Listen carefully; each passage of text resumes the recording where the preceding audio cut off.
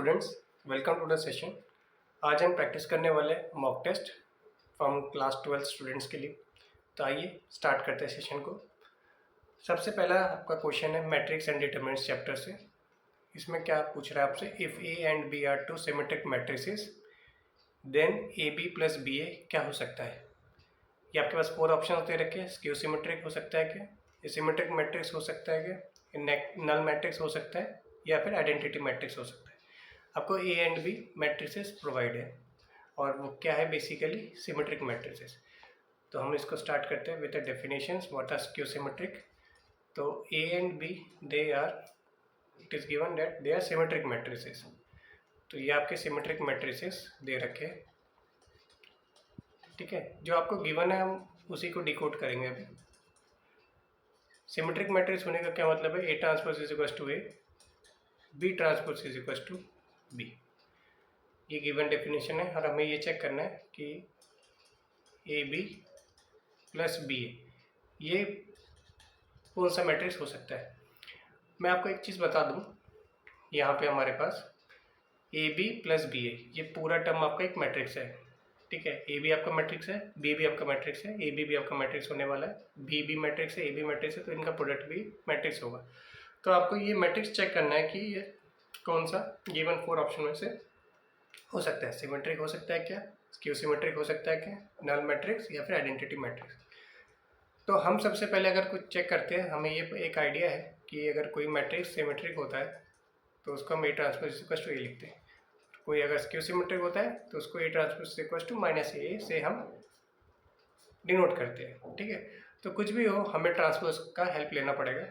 तो हम इस गिवन मैट्रिक्स में ट्रांसपोज ले लेते हैं, ठीक है। उसके बाद हम देखेंगे हमारा सेम मैट्रिक्स आता है क्या, अगर ए है तो ए आ रहा है क्या, और इधर ए है तो माइनस ए आ रहा है क्या। अगर ये ऑपोजिट हो जाता है माइनस साइन के साथ तो ये आपके पास स्क्यू सिमेट्रिक की कैटेगरी में चला जाएगा, और अगर सेम आता है, सेम एज अंदर वाला जो मैट्रिक्स है, तो आपका सिमेट्रिक हो जाएगा।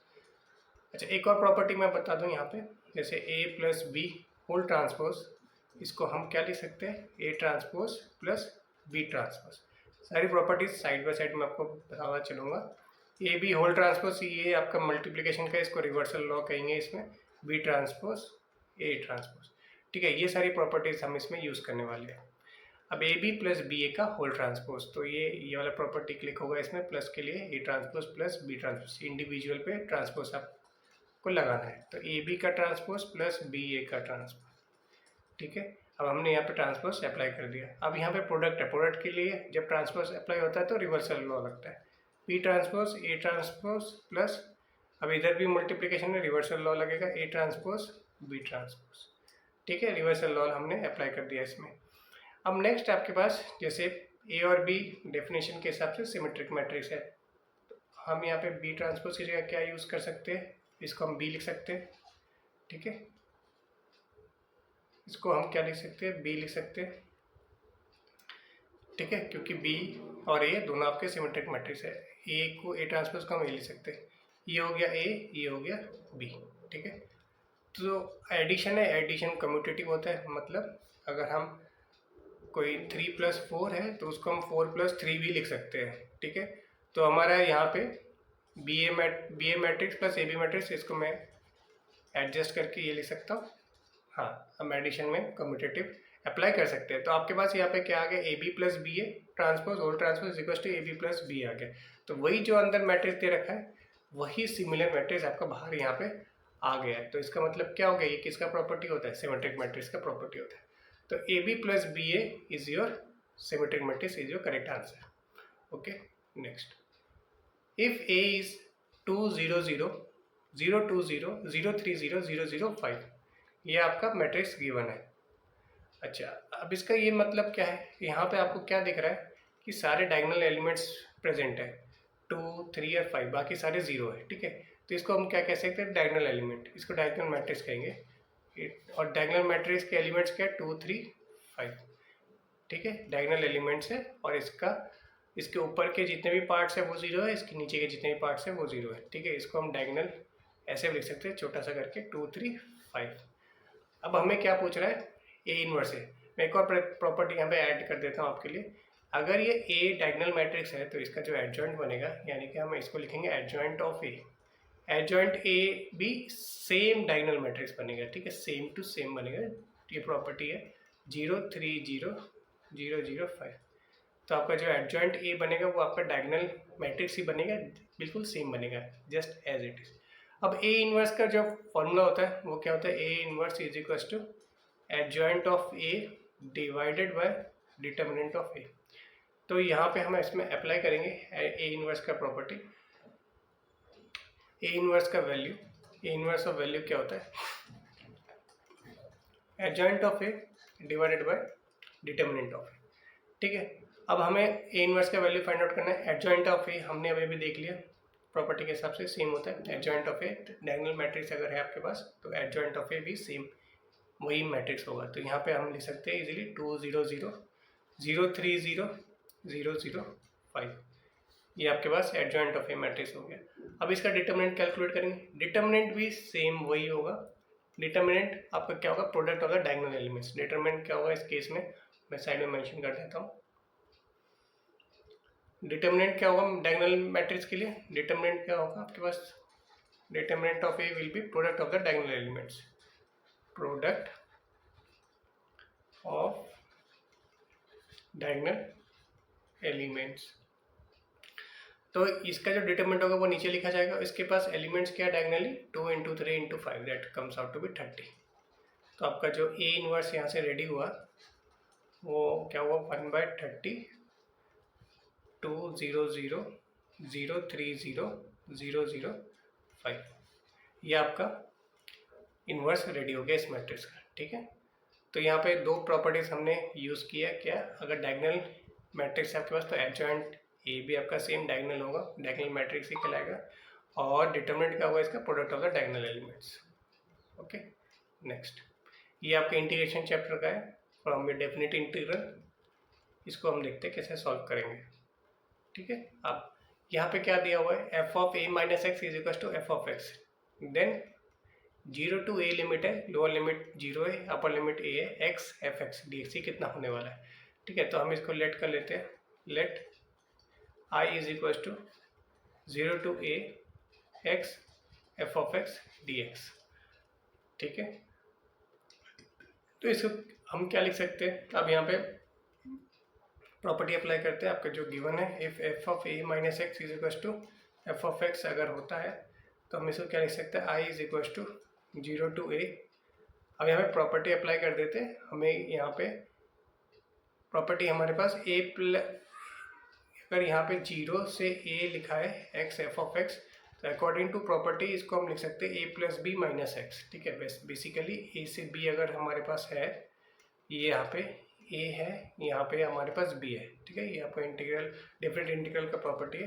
तो इसको हम लिख सकते हैं a plus B minus X, A plus B minus, दोनों लिमिट को आपको ऐड करना है और माइनस एक्स लगाना है। तो a plus B minus X, जहाँ जहाँ x है वहाँ हम इसको अप्लाई करेंगे, और into F of a plus B minus X. यही जो आपका इंटीग्रल था a से b x एफ एक्स, ये हो गया आपके पास सेम इंटीग्रल के अंदर ही a plus B minus X into जहाँ जहाँ x है वहाँ हमने ये अप्लाई किया, फाइन। अब आपके पास क्या दे रखा है, 0 to a x F X दे रखा है, ठीक है। अब हम इसमें वही अप्लाई करेंगे, क्योंकि यहाँ पे एक लिमिट हमारे पास 0 हो गया, तो ये 0 प्लस ए माइनस एक्स लिखा जाएगा। तो आप यहाँ पे लिखेंगे a minus x F of a minus X D X, ठीक है। ये हमने साइड में मेंशन कर दिया, ये आपका रफ पार्ट है जो मैं साइड में बताता हुआ चल रहा हूँ आपको। अब ये आ गया आपके पास i, ठीक है। अब i इज इक्वल्स टू, अब आप मल्टीप्लाई करेंगे 0 to a, आपका लिमिट दे रखा है, तो 0 to a into F of a minus X minus of, हम इसको मल्टीप्लाई कर रहे हैं, a को इसके साथ मल्टीप्लाई करते हैं, नेक्स्ट x को 0 to a F of a minus X D X, okay. अब नेक्स्ट क्या हो जाएगा यहाँ पे, 1 सेकेंड में, हाँ ठीक है। अब आप यहाँ पे देखो, आपके पास ये वैल्यू क्या था, इसको अगर हम x को अंदर ही लिखेंगे, इसमें बाहर नहीं लिखेंगे, क्योंकि x आपका कोई न्यूमेरिकल वैल्यू नहीं है, फाइन। अब हम क्या करेंगे इसके आगे, ये वाला जो पार्ट था 0 to a x f of a minus x, इसको नोट करो, ये कहाँ पे था आपका क्वेश्चन में था जो हमने ये लेट किया। i का वैल्यू क्या है 0 to a x F x, 0 to a x F x, तो इसको हम i से डिनोट कर देंगे, बाकी का पोर्शन एज इट इज रहेगा। ठीक है, ये क्वेश्चन आपका आई सिमिलर होने की वजह से यहाँ पे हम इसको ले जाएंगे, ऐड करेंगे और आपका आंसर आई के पार्ट में ही आ जाएगा। तो ये हो गया A F of A minus X minus I. अब आप इस माइनस आई को इधर ले जाएंगे तो twice of I will be equal to 0 to A F of A minus X D X, और आई का वैल्यू ही हमें फाइंड आउट करना था जो हमने लेट कर लिया था। तो 0 to A F of A minus X D X 1/2 होने वाला है, और क्योंकि a आपका स्केलर है तो इसको आप a/2 0 to a f of a minus X D X लिख सकते हैं। ठीक है, ये आपका फाइनल आंसर हो गया। ठीक है, यहाँ पे हमने दो प्रॉपर्टी यूज़ किया है, कौन सा a plus B minus X वाला, a plus B minus X, जहाँ जहाँ एक्स है वहाँ वहाँ हमने ये अप्लाई किया। ठीक है, तो इसका जो आंसर हो जाएगा 0 to a x F X will be equal to, हमने तो आई लेट किया इसलिए हम इस तरह आई लिख रहे हैं, आंसर आएगा आपके पास a/2 0 to a F of a minus X D X. Okay, अब आपको फाइंड आउट करना था डेरिवेटिव ऑफ, ये आपके सारे सैम्पल पेपर टाइप के क्वेश्चन है और मॉडल टेस्ट पेपर्स है, अच्छे जो ऑथर्स के बुक्स है उसमें से मैंने ये सारे क्वेश्चंस उठाए हैं। अब हम इसमें कर रहे हैं the derivative of 2x with respect to 3x, तो अब इसको u मान लो, इसको आप v मान लो। ठीक है, तो अकॉर्डिंगली हम इसको, आप इस पेपर से ये जज कर सकते हो कि आपकी तैयारी कैसा है। अगर आपने अभी तक 3 के 3 क्वेश्चंस करेक्ट किए तो आपकी तैयारी अप टू द मार्क है, नहीं है तो आप इसको ऐड कर लो अपने लिस्ट में और प्रैक्टिस और करते रहो। The derivative of 2x with respect to 3x। Okay, तो आपको इसमें क्या फाइंड आउट करना है, डेरिवेटिव फाइंड आउट करना है u with respect to v। ठीक है, आप इसको ऐसे पढ़ लो du बाई tv की फॉर्म में, the derivative of u with respect to v ये डिनोट होगा। ओके, हमें ये फाइंड आउट करना है। अच्छा, अकॉर्डिंगली क्वेश्चन में आपको क्या मेंशन है, 2 to the power x mention है और v क्या है 3 टू द पावर x है। क्योंकि आपका जो u है वो x के रिस्पेक्ट में दे रखा है तो हम इसमें du by D x find out करेंगे। ठीक है, ऐसे ही आपके पास जो v है x के फॉर्म में दे रखा है तो इसको हम इसका हम dv by D x find out करेंगे। अच्छा, तो मैं आपको यहाँ पे अगेन मैं जब पढ़ाता हूँ तो आपको मैं साइड में मेंशन कर देता हूँ कि कौन सा हम यहाँ पे आइडेंटिटी यूज़ करने वाले। तो हम यहाँ पे आइडेंटिटी यूज़ करने वाले d by D X of a to the power x। ओके, तो हम इसमें क्या यूज़ करने वाले,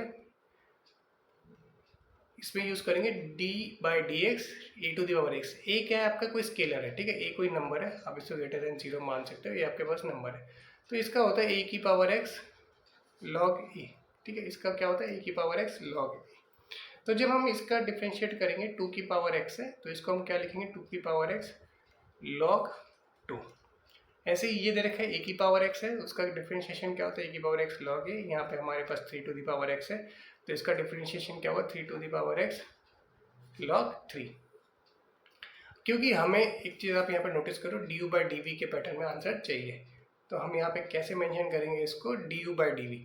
फॉर डैट आप इसको फर्स्ट इक्वेशन, इसको सेकंड इक्वेशन मान के फर्स्ट डिवाइडेड बाय 2 कर सकते हो। अब यहाँ पे क्या हो जाएगा du by D X divided by dv by dx। तो यहाँ पे क्या हो गया du बाई डी एक्स, अब हम इसको रेसिप्रोकल करेंगे dx बाय dv।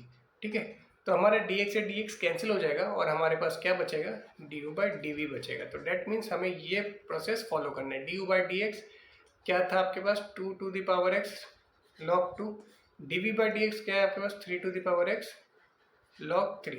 तो आपका आंसर क्या आ गया du बाई dv। तो यही हमें फाइंड आउट करना था, that u with respect to v। ठीक है, तो हमारा आंसर इसमें क्या बनेगा 2 to the power x log 2 divide by 3 to the power x log 3। Okay, next है ये आपका प्रोबेबिलिटी के चैप्टर से। E and f be two events such that P of E is 0.1, P of f is 0.3 and P of E union f is equals to 0.4. Find the value of P of f by condition property। तो आपका जो P of okay, तो इसका P of F by E, इसका क्या मतलब है? Probability of occurrence of f if e is occurred। मतलब आपको p of f by E find out करना है।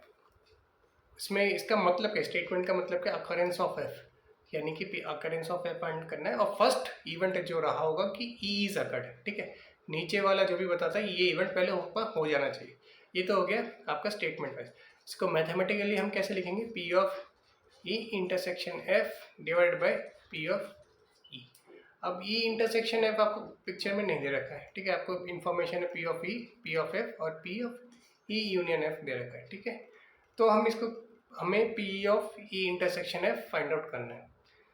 तो इसको हम कैसे फाइंड आउट कर सकते हैं? हमें पता है p ऑफ e सेट का जो रूल्स है वही रूल्स में चला रहे, बट यहाँ पे अकॉर्डिंग टू हम प्रोबेबिलिटी करेंगे। p of e union f का मतलब क्या पकड़ेगा आपका? p of e plus p of f minus p of e intersection f। मैं यहाँ पे क्लियरली लिख देता हूँ आपको, p of e union f will be equals to p of e plus p of f minus p of e intersection f। अब यहाँ पे यूनियन कितना है आपके पास? ऑलरेडी क्वेश्चन में मेंशन है, p of e union f is 0.4। तो p of e union f is 0.4। What is your p of e? 0.1 और 0.3। ये आपके पास 0.1 plus 0.3 minus p of e intersection f। ठीक है, तो आप यहाँ से p of e intersection f का वैल्यू निकाल लेते हैं, इसको इधर ले आएंगे तो आपका माइनस का प्लस बन जाएगा और ये 0.4 पूरा 0.1 कैंसिल हो गया। ठीक है, तो आपका यहाँ से क्या मिला? p of e intersection f 0 मिल गया। तो डैट मीन्स ये वैल्यू 0 हो गया। अब p ऑफ e आपको मेंशन है 0.1, तो 0 बाय 0.1 तो आपका आंसर क्या आने वाला है? 0 ही आने वाला है। ठीक है, तो p of f by e का आंसर क्या आ गया आपके पास? 0। Got it? तो इसका मतलब क्या होता है? p of f by e का मतलब है occurrence of f if e is occurred. e वाला जो इवेंट है वो पहले अकर हो चुका है। ठीक है, तो इसका आंसर ये आ जाएगा। तो ये हमारा लास्ट क्वेश्चन है। इसमें क्या दे रखा है आपको? इसमें आपको मैग्नीट्यूड ऑफ ए प्रोवाइडेड है, इसमें आपको मैग्नीट्यूड ऑफ ए प्रोवाइडेड है और मैग्नीट्यूड ऑफ बी 4 दे रखा है and magnitude of A plus B is 5। Then what is the magnitude of value of this? Okay, तो आपका वेक्टर का ये सवाल है, बहुत अच्छा सवाल है, इंपॉर्टेंट है, हर साल ऐसे टाइप का क्वेश्चन आता ही है। तो magnitude of A plus B is equal to 5 आपको मेंशन है। तो हम इसमें क्या करेंगे? ऐसे क्वेश्चंस अगर आपको मिले तो आप क्या करोगे? इसमें स्क्वायरिंग बोथ द साइड से स्टार्ट करोगे, बाकी जो गिवन है वो सब तो आपको लिखना ही है। और a प्लस बी का मैग्नीट्यूड इज इक्वल टू 5 है, तो इसको स्क्वायरिंग बोथ साइड करेंगे इसका, तो आपके पास क्या आ जाएगा? a प्लस बी का whole square that is equal to 25। तो यहाँ पे क्या हो जाएगा आपके पास? a plus B into A plus B that is equal to 25। अब इसको मल्टीप्लाई करो, a into A plus A into B plus B into A plus B into B. इसको और क्लियरली लिख देता हूँ, a into A plus A into B plus B into A plus B into B that is equal to 25। तो यहाँ पे आपके पास क्या आ जाएगा? Magnitude of A square. हम इसको एज इट इज ही लिखेंगे, A dot B plus B dot A plus magnitude of B का स्क्वायर इज इक्वल टू 25। अब आपके पास magnitude of A already given है 3 और 4, उसका 3 है इसका 4 है, तो डेट मीन्स ये हो गया आपके पास 9। अब इसको एज इट इज लिखेंगे, इसका हमें कोई वैल्यू नहीं पता तो ये हम एज इट इज लिखेंगे इसको, और ये आपके पास 4 का square is 16 that is equal to 25। तो a dot B plus B dot A will be equal to 25 minus 25, answer will be 0। Okay, answer इसका 0 आ गया आपके पास। ओके, हमें इसका यूज़ करना है अब। ठीक है, ये हमने क्यों फाइंड आउट किया है, इसका वैल्यू हमें अभी नेक्स्ट जो हमें फाइंड करना है उसमें ये यूज़ होगा। अब देखो आपको कैसे यूज़ करना है। इसमें आपको क्या फाइंड आउट करने के लिए बोला है? a minus B. तो अगेन क्या बोला? इसको स्क्वायरिंग से आप डील करना। अच्छा हाँ, इसमें जो प्रॉपर्टी यूज़ होने वाला है, इसमें जो प्रॉपर्टी आपका यूज़ होगा मैग्नीट्यूड ऑफ ए स्क्वायर को हम पकड़ते हैं ऐसे ए डॉट ए, ठीक है, जो भी आपके पास अंदर वाला वैल्यू दे रखा है उसका हमें डॉट प्रोडक्ट लेना है, ठीक है, इस तरीके से हमें करना है। तो यहाँ पर हम क्या करेंगे, A minus B dot A minus B, तो इसमें ए डॉट ए फिर minus A dot B minus B dot A and minus B और माइनस बी को हम डॉट प्रोडक्ट लेंगे तो पी डॉट बी आ जाएगा, ठीक है, माइनस माइनस कैंसिल हो जाएगा। अच्छा हाँ, आपको एक चीज़ मैं और बता दूं, जैसे अभी अभी हमने इस चीज़ पे बात किया कि मैग्नीट्यूड ऑफ ए का जो स्क्वायर होता है हम उसको ए डॉट ए लिख सकते हैं, तो इसको आपको दोनों तरीके से याद रखना है। मैग्नीट्यूड ऑफ ए का square is a dot A और ए डॉट ए का वैल्यू आपको मैग्नीट्यूड ऑफ ए स्क्वायर। तो हम इसको जहाँ पे हमारे पास सेम सेम दिख रहा है वेक्टर उसको मैग्नीट्यूड का स्क्वायर लिखेंगे। तो मैग्नीट्यूड ऑफ ए स्क्वायर, इसमें से आप ओवरऑल माइनस कॉमन ले लो, A dot B plus B dot A और इसको आप लिख सकते हैं मैग्नीट्यूड ऑफ बी का स्क्वायर।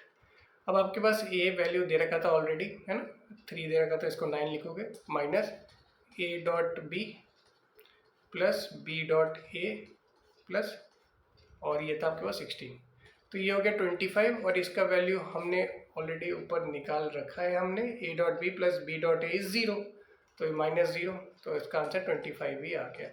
बट आपने जो फाइंड आउट किया वो क्या फाइंड आउट किया है, खाली ये नहीं, इसका स्क्वायर रूट, इसका स्क्वायर फाइंड आउट किया, तो हमें क्या करना पड़ेगा, इसका स्क्वायर रूट निकालना पड़ेगा। तो हमारा जो आंसर आएगा इसका प्लस माइनस 5, क्योंकि स्क्वायर रूट लेने के बाद हम प्लस माइनस 5 में डिनोट करते हैं। तो इसका आंसर आपका क्या आ जाएगा, प्लस माइनस 5, राइट। तो ये थे हमारे कुछ क्वेश्चंस, आपके मॉक टेस्ट से लिए गए ये क्वेश्चंस और एक्सपेक्टेड क्वेश्चंस में आते हैं similar to your sample papers. आप इनको प्रैक्टिस करो और ऐसे ही हम नेक्स्ट वीडियो में नेक्स्ट क्वेश्चन लाएंगे, right, next series of question लाएंगे। Thank you for watching.